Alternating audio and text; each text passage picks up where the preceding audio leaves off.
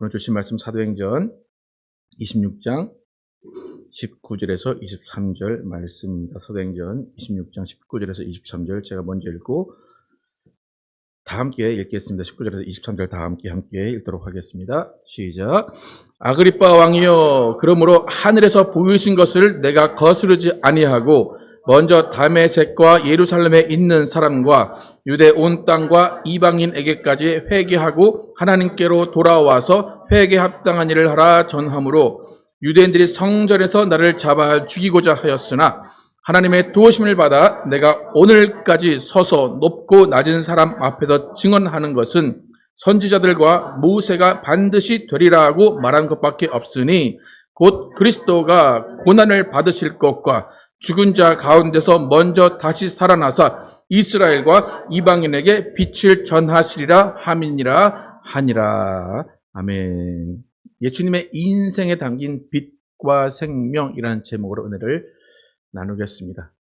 지금 계속해서 그 아그리빠 왕 앞에서 변론하는 베드로의 말을 가지고 함께 은혜를 나누고 있습니다.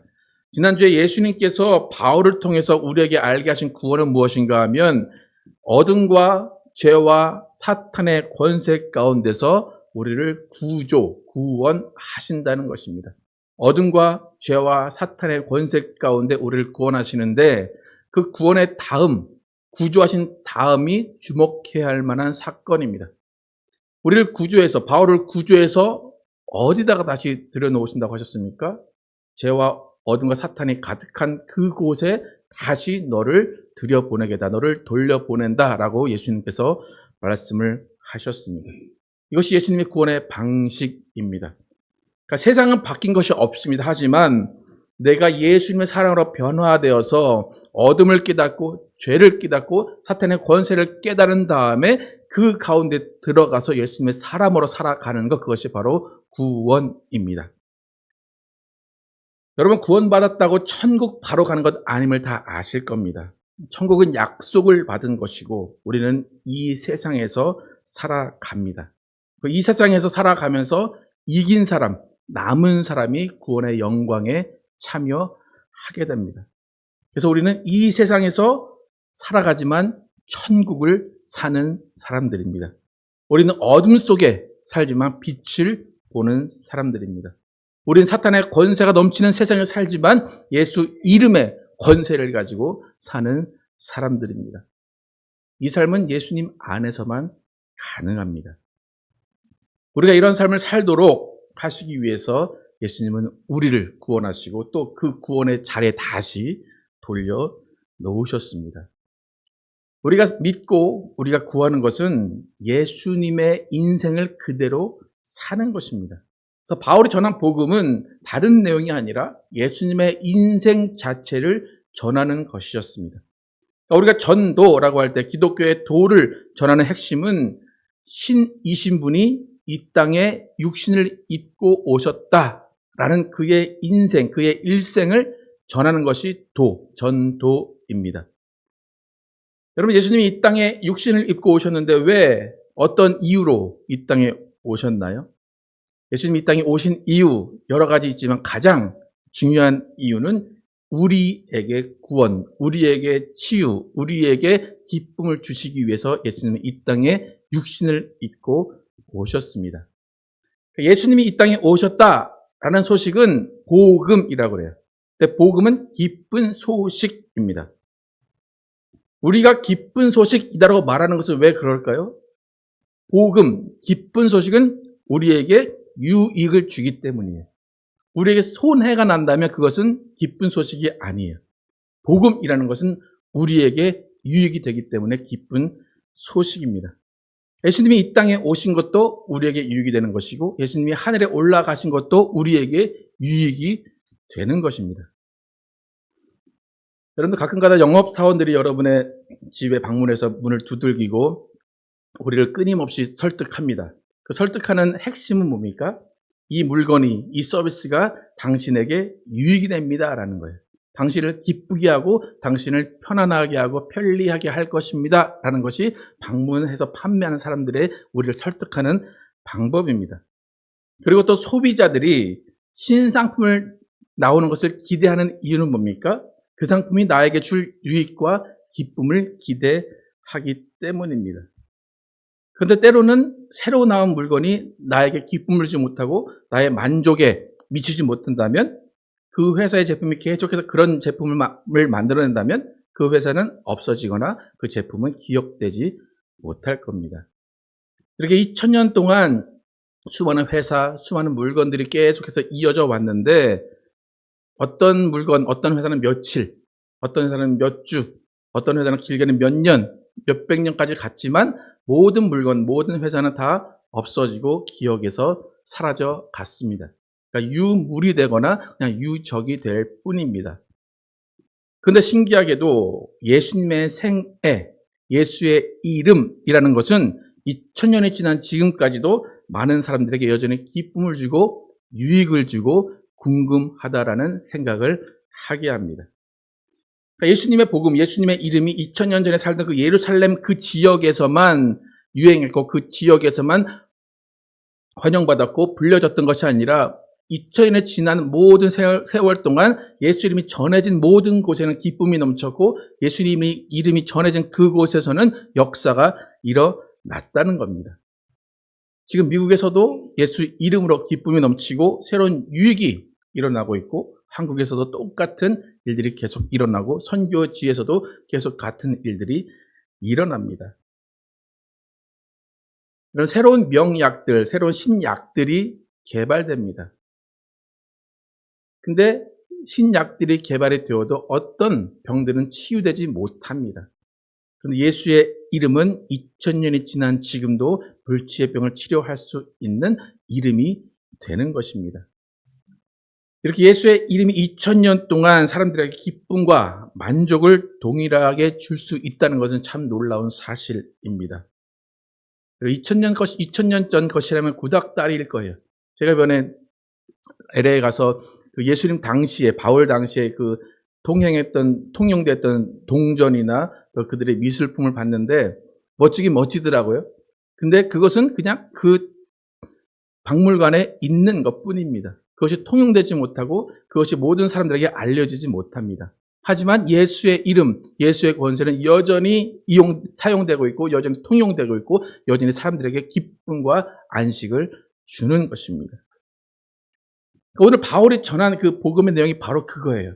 다른 거 아니라 예수님의 일생을 알아라. 예수님의 일생을 알고 기쁨을 얻고 유익을 얻으십시오라는 것이 바울이 전한 복음의 내용입니다. 그래서 오늘 바울이 전하는 그 짧은 한 구절을 가지고 우리가 어떻게 2000년이 지난 지금도 예수의 생애를 통해서 기쁨을 얻고 유익을 얻고 있는지를 살펴보겠습니다. 바울이 말한 예수님의 생애를 다시 한번 23절 함께 읽어보도록 하겠습니다. 시작. 곧 그리스도가 고난을 받으실 것과 죽은 자 가운데서 먼저 다시 살아나사 이스라엘과 이방인들에게 빛을 전하시리라 함이니라 하니라. 곧 그리스도가 고난을 받으실 것, 그리고 죽을 것, 그리고 죽은 자 가운데서 다시 살아나셔서 이방인들과 이스라엘 사람들에게 빛을 전해주실 것이다.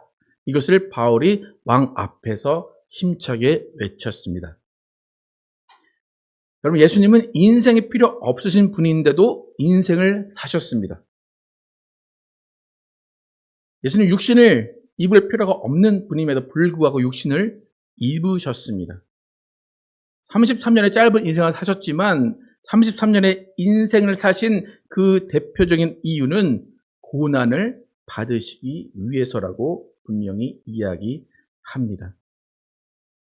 예수님은 무한하신 존재, 고통이 없으신 존재, 걱정이 없고 근심이 없는 존재입니다. 그런데 왜 일부러 유한한 육체, 고통이 있는 육체, 피로를 느끼는 육체를 입고 오셨을까? 만약에 오시더라도 그냥 편안하게 이 땅에 오셔서 그냥 즐기다 가셔도 되는데 왜 꼭 고난을 받으러 오신다라고 이야기할까? 오늘 아까 처음에도 우리가 1689년 그 고백에도 읽었지만 예수님이 고난을 받으신 이유는 그 고난이 예수님의 직무였기 때문이에요. 그래서 우리가 예수 그리스도라고 얘기하잖아요. 예수 그리스도 때 예수는 이름이에요. 그리고 그리스도는 직무예요. 직임이에요. 그래서 그 그리스도라는 직임은 첫 번째 고난을 받아야 하는 것입니다. 근데 예수님이 받으신 고난은 예수님 스스로 잘못을 했거나 예수님 때문에 받은 것이 아니라 우리 때문에, 우리를 위해서 받으신 고난입니다. 이사야서 53장 4절에서 6절 함께 읽겠습니다. 시작. 그는 실로 우리의 질고를 지고 우리의 슬픔을 당하였거늘 우리는 생각하기를 그는 징벌을 받아 하나님께 맞으며 고난을 당한다 하였노라. 그가 찔림은 우리의 허물 때문이요 그가 상함은 우리의 죄악 때문이라. 그가 징계를 받음으로 우리는 평화를 누리고 그가 채찍에 맞음으로 우리는 나음을 받았도다. 우린 다 양 같아서 그릇 행하여 각기 제 길로 갔거는 여호와께서는 우리 모두의 죄악을 그에게 담당시키셨도다. 예수님이 담당하신 고난, 모든 채찍질, 모든 비난은 예수님 때문이 아니라 우리 때문입니다. 여호와께서는 우리 모두의 죄악을 그에게 담당시키셨습니다. 예수님이 받으신 고난, 그 고난은 우리에게는 유익이 됩니다. 여러분, 예수를 왜 믿는다고 생각하십니까? 예수님을 왜 믿고 예수님을 왜 따르고 왜 섬기고 계십니까? 예수님을 위해서 혹시 나는 예수님을 위해서 삽니다. 나 예수님을 위해서 헌신합니다. 말 많이 하시죠? 네. 근데 우리가 예수를 믿는 근본적인 이유는 나를 위해서 믿는 겁니다. 많은 사람들이 그래요. 난 구원 안 받아도 돼요. 나는 예수님 그냥 잘 섬겨드릴게요. 그렇게 말하시는 분들도 계세요. 근데 우리가 예수를 믿는 이유는 내가 유익을 얻고 내가 구원받기 위해서 예수를 믿는 겁니다. 여러분, 나를 위해 예수 믿는다. 절대로 교만한 말이 아닙니다. 절대로 예수님을 업신여기는 말이 아닙니다. 예수님이 기뻐하시는 것이 네가 나를 위해 사는 것이 아니라 내가 너를 위해 죽는 것, 그것이 나는 기쁘다라고 예수님은 분명히 말씀하십니다. 좀 아까 읽은 이사야 선지자가 분명히 얘기합니다. 이 땅에 오셔서 누구 때문에, 누구를 위해서 고난을 받는다고 증거합니까? 우리 때문입니다. 우리의 허물과 죄악 때문입니다. 분명히 예수님과 삼위 하나님의 관계는 있을 것입니다. 그런데 그것이 우리에게 중요한 것이 아니라 우리를 위해서 오신 예수님을 만나는 것, 그 사랑을 깨닫는 것, 그 은혜를 체험하고 그 은혜 가운데 기뻐하는 것이 예수님이 진정 우리에게 원하시는 것입니다. 예수님의 사랑을 깨닫고 예수님이 우리를 구원하시고 치유하시고 회복하시는 것을 깨닫는 것, 그것이 바로 하나님의 영광을 아는 것, 하나님의 영광에 참여하는 것입니다. 우리가 하나님의 영광이라는 말을 많이 들었을 거예요. 그런데 과연 하나님의 영광이 무언가, 하나님의 영광이라는 것이 어떤 것인가에 대해서는 이해를 잘 못할 때가 많습니다. 여러분, 하나님의 영광이라는 것이 뭔지 혹시 잘 아십니까? 하나님의 영광. 저한테 설명해 주십시오라고 하면 하나님의 영광이 무엇인가에 대해서 설명을 해 주실 수 있으십니까? 영광은 그냥 한자 그대로 하면 빛이에요. 그죠? 영원한 빛, 큰 빛. 근데 그 빛에 대해서 설명을 해 주시자면 설명을 할 수가 없습니다. 만약에 하나님의 영광을 설명해 주십시오 해서 쫙 설명이 된다면 그것은 하나님의 영광이 아닙니다. 설명을 못하기 때문에 하나님의 영광이에요. 그러니까 여러분, 나는 성경을 많이 읽어서 하나님의 영광을 설명할 수 있어 라고 말하시면 오히려 그것이 하나님이 원하시지 않는 겁니다. 그냥 잘 모르겠어요, 하나님. 왜요? 너무 크시기 때문에요 라고 하는 것이 하나님의 영광을 아는 것입니다. 로마서 3장 23절 함께 읽어보겠습니다. 시작. 모든 사람이 죄를 범하였음에 하나님의 영광에 이르지 못하더니. 조금 모자란다는 거예요. 알만 하고 알 것 같은데 결국엔 하나님의 영광을 알지 못하는 겁니다. 하나님의 영광이 뭔지 모른다라고 하지만 느낄 수는 있어요. 그래서 여러분, 하나님의 영광이 얼마나 좋은지 혹시 아십니까? 설명을 할 수 없어요. 하지만 얼마나 좋은지는 아십니까? 그 빛이 얼마나 뜨겁고 얼마나 화려하고 얼마나 우리에게 유익을 주는지 아십니까? 예수님이 비추시는 빛이 우리에게 얼마나 유익을 주는지 아십니까?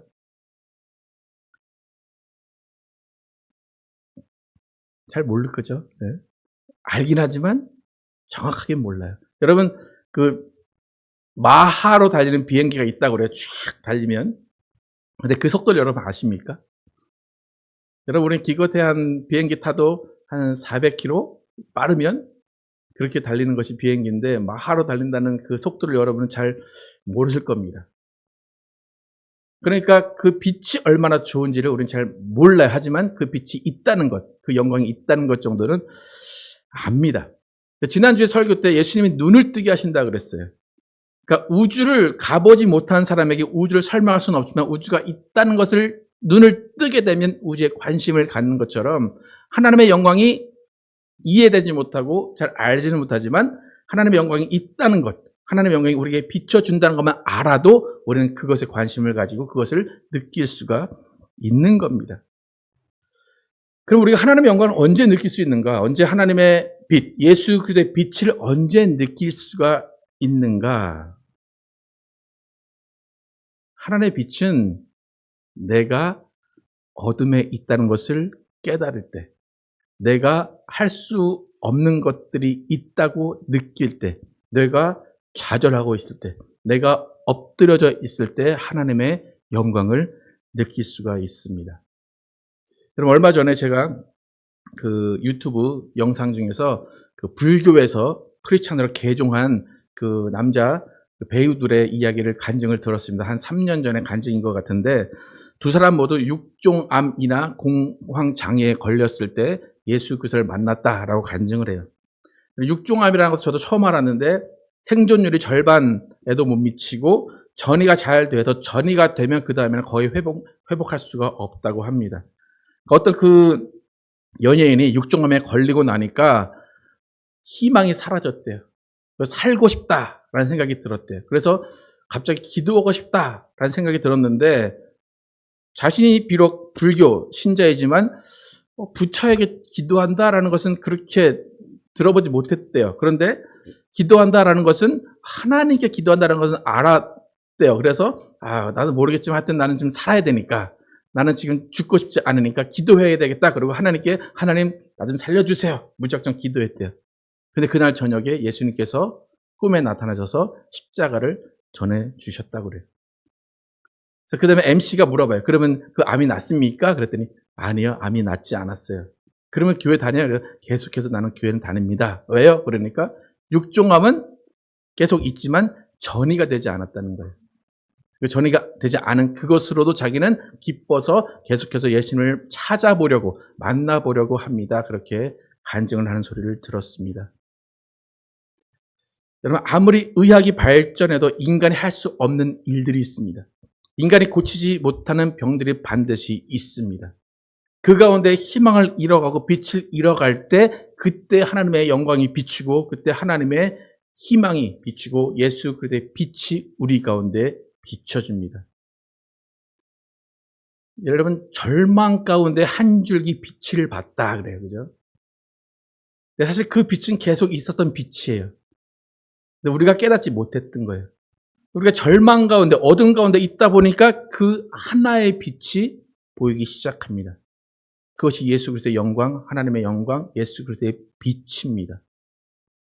그래서 우리가 희망이 사라질 때, 그때가 하나님의 영광을 보는 때입니다. 여러분, 복음이라는 것이 2000년이 지나서 그냥 유물이 되었다면 이제는 그 복음을 듣는 사람도 없고 전하는 사람도 없을 거예요. 근데 그 복음이 여전히 전해지고 듣는 사람이 있습니다. 그 이유는 그 복음에는 하나님의 영광이 들어있기 때문이에요. 아무리 시대가 변하고 아무리 과학이 발전해도 하나님의 영광을 앞설 수는 없습니다. 로마서 1장 17절 함께 읽어보도록 하겠습니다. 시작. 복음에는 하나님의 의가 나타나서 믿음으로 믿음에 이르게 하나니 기록된 바 오직 의는 믿음으로 말미암아 살리라 한과 같으니라. 복음에는 하나님의 의가 나타난다. 의로움, 하나님의 모든 것이 나타난다는 거예요. 믿는 자가 아니면 의로 살 수 없어요. 의인이기 때문에 믿는 것이고 믿는 사람은 의롭게 되는 것입니다. 여러분, 의인이 된다는 건 뭘까요? 그 전에 의인이 되기 전에는 뭐를 깨달아야 될까요? 그렇죠? 내가 죄인이라는 걸 깨달아야 의인이 되는 거예요. 내가 죄인을 깨닫지 못하면 계속 죄인으로 사는 거지만 내가 죄인을 깨달으면 나를 구원하실 분이 어디 있는가? 내가 어떻게 살아야 하는가를 고민하면서 그때 영광을 보게 되고 예수 그리스도의 빛을 보면서 의인이 되는 겁니다. 여러분, 예수님의 빛, 하나님의 영광, 내가 어두울 때, 내가 좌절 가운데 있을 때, 내가 실패할 때 본다고 그랬어요. 별로 보고 싶지 않습니까? 하나님 영광 그냥 있다고 치고 저는 보고 싶지 않아요. 저는 계속 잘 살고 싶고, 저는 계속 건강하고 싶고, 저는 좌절하고 싶지 않아요. 그렇게 생각이 드십니까? 여러분, 이미 하나님의 영광을 보신 것을 축하드립니다. 아멘. 그렇다면 여러분, 그 전에 뭐가 있었다는 겁니까? 좌절이 있었고, 어둠이 있었고, 병이 있었고, 슬픔이 있었다는 겁니다. 그러니까 아이러니예요. 그것이 없으면 영광을 볼 수가 없다는 거예요. 그것이 없으면 하나님을 만날 수 없고 예수님의 빛을 볼 수 없다는 겁니다. 여러분, 우리는 특별한 죄를 지어서 죄인이 아니라 나 혼자 내 힘으로 살 수 있다고 여겼기 때문에 죄인입니다.